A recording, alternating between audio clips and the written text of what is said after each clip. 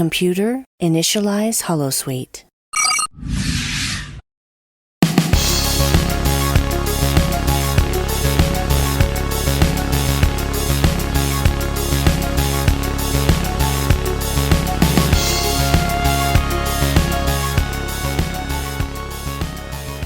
Hello everyone, and welcome back to the Sci-Fi Feminist podcast. We are really now wrapping up 2021, and I want to thank you for your support of this podcast. I never imagined when I started this podcast about 9 months ago or so that I would end up doing this many episodes, and I also didn't expect to receive this much support and positive feedback from the podcast. So thank you for listening. Thank you for the support throughout 2021, and I hope to, in 2022, to keep bringing you exciting and interesting new episodes and research on women and popular culture and feminism and representation. So first things first, I would also like to thank Ashley Ariel on Patreon for their continued support of the podcast. And if you would like to receive a shout out on the podcast, then head over to my Patreon page and sign up and, see what other perks there are available for you if you would like to get a bit closer with me, your host. Today I'm going to do a special episode. I'm going to do an episode on some of the women in the Quentin Tarantino movies. Now, I have been a huge Quentin Tarantino fan since I was young, and my dad really had a big impact and influence on this because he would always show us these really violent movies such as Kill Bill, Pulp Fiction, Inglorious Basters, although I was a bit older when Inglorious Basters came out. He would show us all of these movies, and I really gained a liking for, these gory, violent movies, but especially movies with great fighting in it. Kill Bill, I know Kill Bill came out around 2003, and at that time I must have been about 9 years old. And I actually watched Kill Bill around that time. So when I looked at the dates, I was like, wow, was I that young when I watched Kill Bill the first time? Obviously Kill Bill is very violent, very gory in typical Quentin Tarantino style. But since that time, I've always liked these types of movies, and especially the fight scenes in the movies. So why I liked Kill Bill especially, and I think why that had such a big impact on me, was because I also watched a lot of Bruce Lee movies. So when I was young, I did karate, and recently, as you know, or I don't know if I've mentioned this, but it feels like these days karate is all I talk about because I just enjoy it so much. I recently started karate again. I woke up one morning and I was like, I need to do karate. So I started it again, and so I've gained maybe like a renewed interest in kung fu movies and fighting movies. But always before karate tournaments, my dad would show me these really old kung fu movies, especially the ones that featured legends like Bruce Lee, Jet Li, Jackie Chan. So we would watch things like Enter the Dragon, and then the next day I'm really pumped up to go kick some ass at the karate tournament. Although I was never very good at fighting because I always feel sorry if I have to hit someone or hurt someone. But anyway, so there's this one Bruce Lee movie. I actually forgot its name. I will get the name for you. But today's movie recommendation then is Enter the Dragon. Go and watch Enter the Dragon with Bruce Lee. It's super awesome. But there's another Bruce Lee movie where, I think it's towards the end of the movie, or I don't know if this makes up like half of the movie. I can't remember. I need to watch it again. But he goes into this building, and on each floor of the building, there is a different fighter. So he has to go through all of these fighters to get to the top, and at the end, to the main fighter, like the boss fighter, and then, defeat him, and then finish the movie. And in that movie, he wears this yellow outfit. It's actually very similar, or almost exactly the same as the one that Kiddo wears, Uma Thurman, that she wears in Kill Bill. So, with that Bruce Lee movie as my frame of reference, and then seeing a woman, especially like a very stereotypically pretty blonde woman, in this yellow suit, kicking so much ass in Kill Bill, that had a very big impact on me, I think. And since then, I really liked the Quentin Tarantino movies. So since then, I watched many of the other ones, some of which I will talk about today. So yes, today is a Tarantino special. And why I like Quentin Tarantino movies is because many times, as much as there are feet in the movie, as you know, Quentin Tarantino is infamous for his foot fetish. So we always see all sorts of feet in the Tarantino movies. Actually, one of my favorite scenes is in Kill Bill, where she's in the car and she's unable to move her legs, and it zooms in on Uma Thurman's toes, and she says, "Wiggle your big toe," and she does that for like 24 hours. Such a classic scene. But anyway, as much as there are feet in the movies, there are also very interesting and powerful female characters. So today is kind of a tribute to them. Today I'm gonna list maybe 3 or 4 of my favorite Quentin Tarantino movies, and then discuss some of the female characters and some of the archetypes and stereotypes that we see in these movies. Whether it's good or bad, we'll see. All right, so without further ado, then let's get into today's discussion of the women from the Quentin Tarantino movies.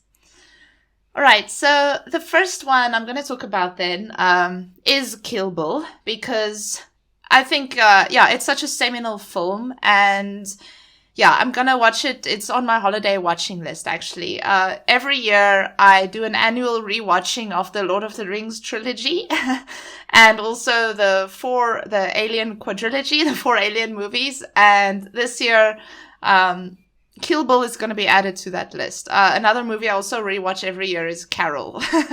On Christmas. That's my Christmas movie. And then New Year's is my Alien movies. It's a bit sad. Now you know what I do on Christmas and New Year's. It's very bit sad. But anyway, Kill Bill. Okay, so Kill Bill is, like I mentioned, there are some strong female characters in there in terms of them being great fighters and assassins. Now, one of the big narrative tropes that we see in Kill Bill is especially the rape revenge narrative. Now, it's not 100%, does not 100% fit this trope, but there have been many analyses of Kill Bill as a rape revenge film. So basically what the rape revenge narrative entails is the idea that a female character only becomes empowered after she has suffered some really big injustice at the hands of men or at the hands of patriarchy. 90% of the time, it happens to be rape, some sexual crime committed against the woman. Now, there is, it's implied, in Kill Bill that she also gets raped, but even more than that, she kind of suffers at the hands of the main assassin, Bill, or I don't know if he's actually assassin or he just kind of conducts all the assassins. But we only find out in Kill Bill 2 that actually he is the father of her baby. Her name is Kiddo in the film. That's her assassin nickname. So let me quickly just revise the story if you haven't watched it or if you've watched it a long time ago, so that you know what I'm talking about. So basically there's this group of assassins and she is one of them. Uma Thurman's character, Kiddo, she's one of them. But she falls pregnant and eventually she gets married to someone else. And then on her wedding day, all of these assassins pitch up and they kill her. They murder her husband and they shoot her at point blank range in the head. And she loses her baby that she's pregnant with at the time, or so we think. In Kill Bill 2, it's revealed that she didn't lose the baby, and actually Bill is the father. But she ends up in some hospital where she's in a coma. And yes, that is kind of where the movie starts after we see the scene of the wedding massacre. So definitely at the hands of a man, she suffers that injustice. And then the whole premise of the film is that she seeks revenge on all of these assassins. So one by one, she has a list, and she one by one goes and she kills each one of them that had a role to play in the massacre at the wedding hall. Yes, and then in Kill Bill 2, obviously she finds Bill finally at the end, and it's a whole complicated thing where she realizes that he's actually the father of her child, and that her child is alive, and this whole story. Yes, so in terms of that, this is 100% a revenge narrative. I say it can be a rape revenge narrative too, because in the hospital it's implied that there are some people that come and pay, and then it's very gross. They kind of sleep with the people in the coma. So, I actually love this scene, when she wakes up, this guy, Buck, comes in, and he's ready to rape her again, while she's unconscious. And then she's actually not unconscious. She just woke up, and she bites his tongue, and she rips out his tongue and then kills him very gruesomely, with the door. Yeah. Very, very great scene. And then she takes his car keys, and then it's this really, really bad, symbol of patriarchy. This car that she gets. I'm not going to say the car's name. You can Google it.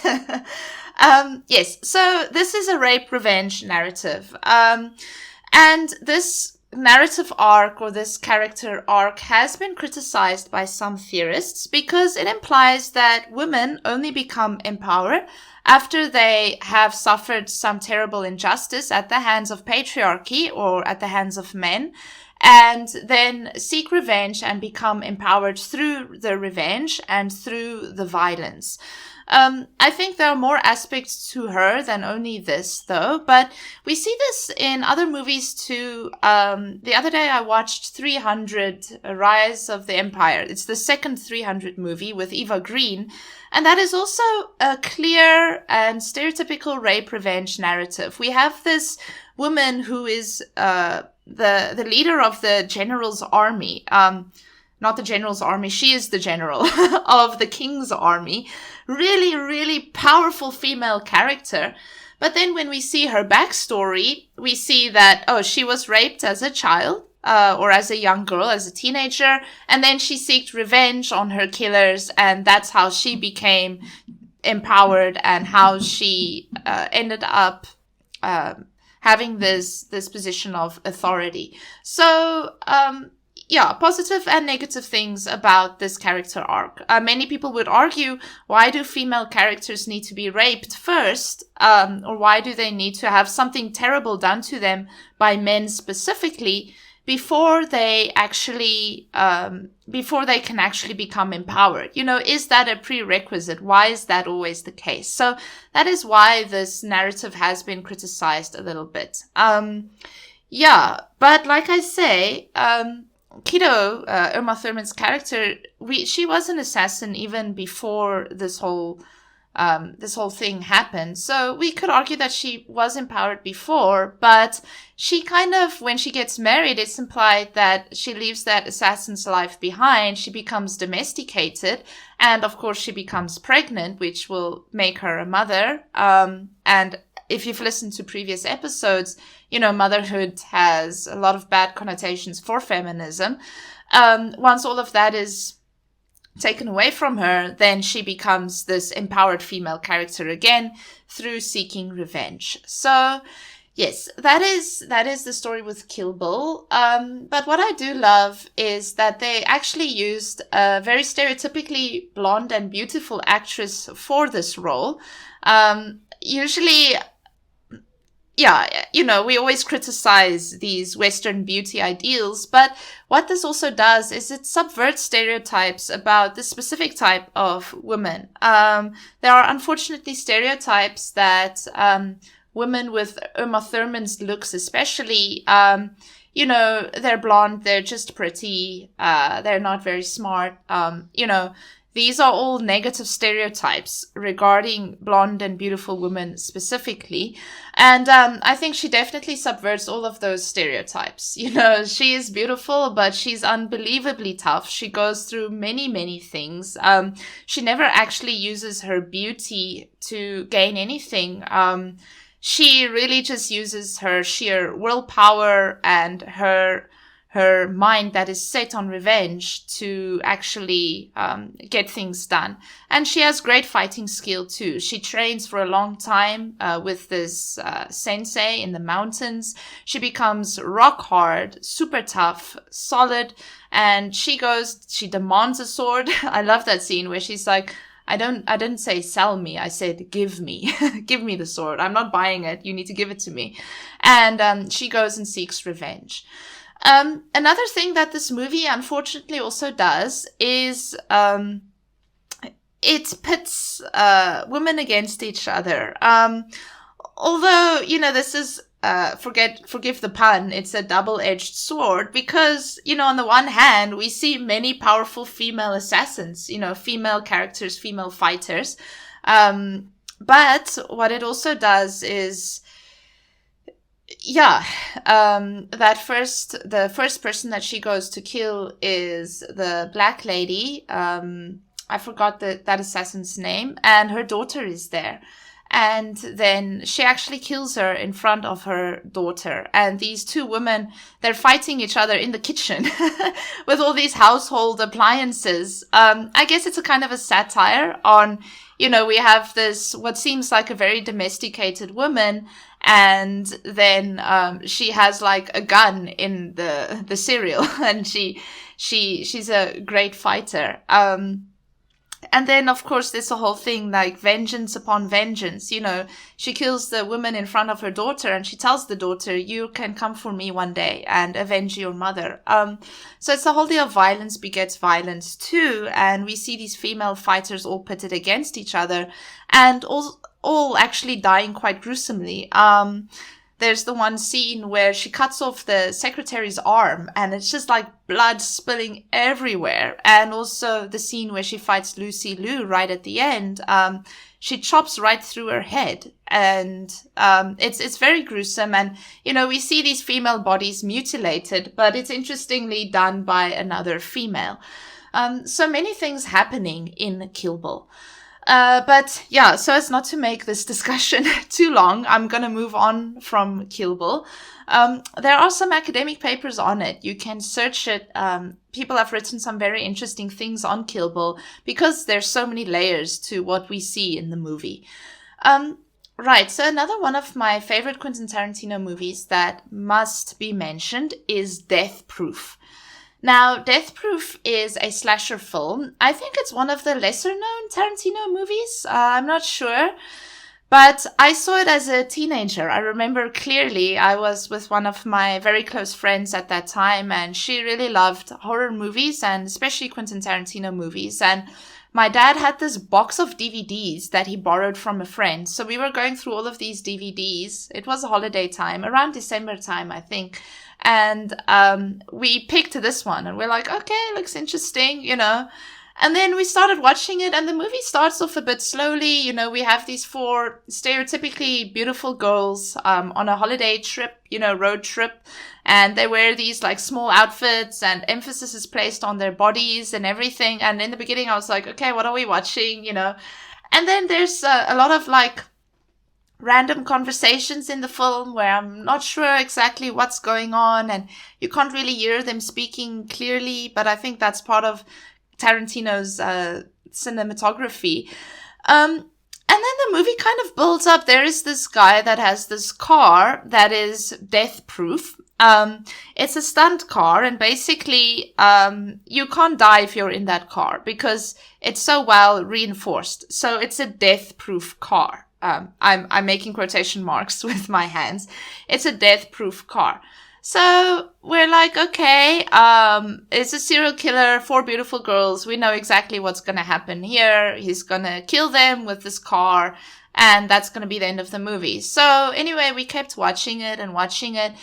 And he actually does manage to kill, I think, 2 girls. He kills 2 of them. There's the one scene where one of the black girls, it's very gruesome, but I thought it was so over the top that it was, I didn't know how to feel about that scene. But she has these beautiful long legs, muscular, beautiful long legs. And she was always sitting with her legs out of the window. So you always see her legs, emphasis on these beautiful legs. And when he kills her, we see this leg flying. So the whole leg gets chopped off. And, it's so Quentin Tarantino. So I was like, oh, okay, hectic. But actually, when you think about it, it's very misogynistic too.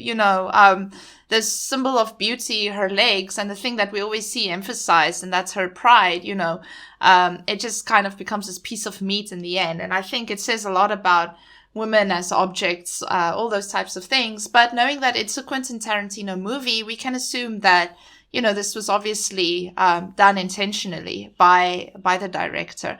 But anyway, what happens is in the movie then, these girls, get killed off one by one. And then 2 of the girls that remain, I think it's 2 of them that remain, they were like, we're not going to take this, we're going to kill him.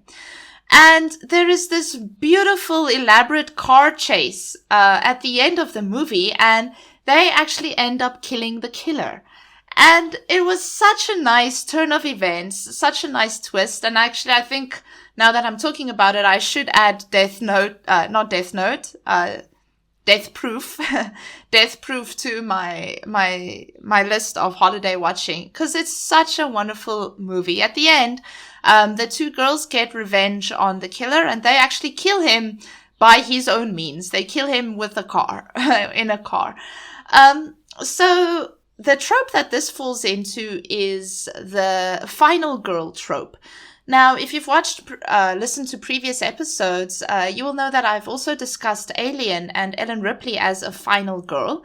So the final girl is basically a female character that is in a slasher horror film. And I saw on Google now that Death Proof is a slasher film. It falls into that category.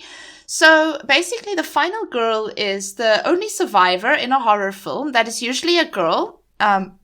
Always a girl, because it is a final girl. And she's usually a little bit tomboyish. Sometimes she has a unisex name, like Ripley. I know her name is Ellen, but she's always referred to as Ripley. So the final girl is a little bit boyish. And she is the only survivor, and she eventually kills the killer. Now, Alien is an example of this. They say Friday the 13th is also an example of it, although I haven't watched Friday the 13th since high school, so I actually can't remember what happened. I'm not sure if there is a final girl in there. But a theorist called Carol Clover wrote this book. It's called, I think, Women, Men, Chainsaws, something. I will find the book title for you. That actually lays out this entire final girl trope in horror films. So interestingly, one of the girls that survives in this final scene of Death Proof is actually one of the more tomboyish girls, actually the most tomboyish one.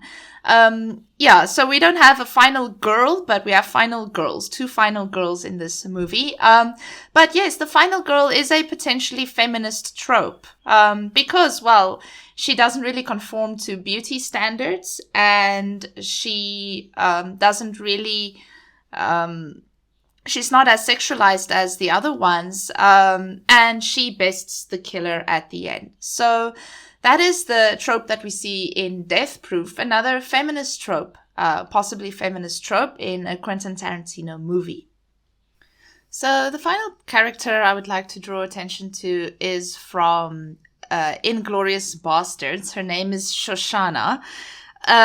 She is basically in the film. If you're acquainted with Inglorious Bastards, it's basically about the Nazis and the Jews, and I just love how they violently kill Hitler at the end and all of his parties. So quite a different end to the story of the Holocaust and the Nazis and all of that. But there's one female character in the movie, Shoshanna. She is a Jew that kind of the first time we meet her, she hides under the floorboards of someone who is, taking the Jews as refuge from the Nazis. And, they find out that they're there and she basically runs away. And then later we meet her again.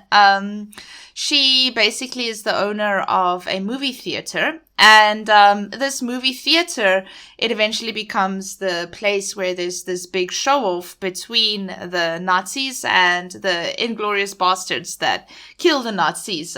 This American association that go and kill the Nazis and that are basically sent to kill Hitler, or their mission is to kill Hitler. And actually, she does not work with them, but their goals are the same. So at the end, in this big show-off, we basically see Shoshanna's story coming to a close, and also the Nazi killers, their story coming to a close, all in the same place, which is this movie theater that she owns. Now, what I like about her, what makes her an interesting character, is that she absolutely has no fear. She runs away from the Nazi in the beginning, and then at some point she meets him again.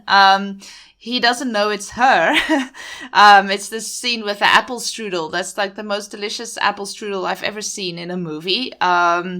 And there's this kind of situation where she sees him, but she keeps his cool. And then right towards the end, she basically sacrifices herself. She sacrifices her everything. She and her lover both sacrifice themselves to kill the Nazis. I don't know why I liked her. I don't know. This doesn't really fall into any specific empowering female role or trope. I just think she's very resourceful, very tenacious, and she's very absolute in carrying out her mission, to the point where she's willing to die at the end, just to see Hitler die, to see the Nazis get all killed and blown up. When I look at that movie, I definitely thought to myself, I don't think I would ever have that type of resolve. The guts to actually give my life for some greater cause. I don't know if I would be able to do that. So I guess that's why I admired this Shoshanna character. So those are my 3 favorite Quentin Tarantino movies. Pulp Fiction is also definitely up in there. But the way Pulp Fiction treats women, I don't think it's really about the woman, so I didn't mention it in this discussion. But I would say those are then my 4 favorite Quentin Tarantino movies. I would think definitely Django is also right up there. Also a really great movie. But I'm not here to talk about my favorite Quentin Tarantino movies, just the female characters. So those are the characters that stood out the most in the Quentin Tarantino movies. And I think in many of his movies, I certainly haven't watched all of them, but in many of them, we do find quite very interesting and quite empowered female characters. All right, so that is the episode for today. I hope everyone's having a wonderful holiday. See you again next week for another Sci-Fi Feminist episode. Thank you for tuning in.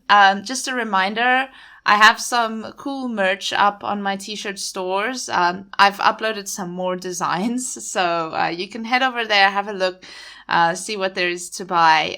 Buy your loved one a nice Emperor Giorgio t-shirt for Christmas if you want. Thank you for listening. I'll wrap up the episode here. Live long and prosper until next week. Bye-bye. This show is brought to you by Holosuite Media. Computer, list other available Holosuite Media programs. Loading Holosuite Preview Program 4, Blast Shield, a Star Trek Lower Decks podcast. I think we all thought Ransom was going to go into that fight scene. thinking that it was game over before it even started and he was going to lose. But I think the moment he rips his uniform off, which is hard anyway to rip a shirt, but to rip an actual like jacket like that, pretty impressive. And then he had like about, I don't know, I think it was like 62 abs. He just looked ripped, and then he was just like, a little bit of this, a little bit of that. I was just going to say, it was the way that he also narrated it. It was just perfect. It was great. Ransom definitely went to the school of Kirk Fu. Ransom Fu, maybe we should be calling it. Loading Holosuite Preview Program 4, Random Trek Review, a Star Trek review podcast. Yeah, the one you mentioned with Dr. Crusher is hilarious because it gets down to her and Captain Picard, and so it's like they have this giant Galaxy-class ship, and there's just the two of them, and he acts like it's a normal thing, and it's just absolutely ridiculous, right? Two people on that giant starship. And there's even the point where she says, "Computer, how many personnel would it take to run this ship?" And they're like, 832 or something. And Picard's like, "Oh, yeah, that is kind of weird, I guess." I thought we were just doing it, the two of us, Like, that was pretty funny. Computer, deactivate Holosuite.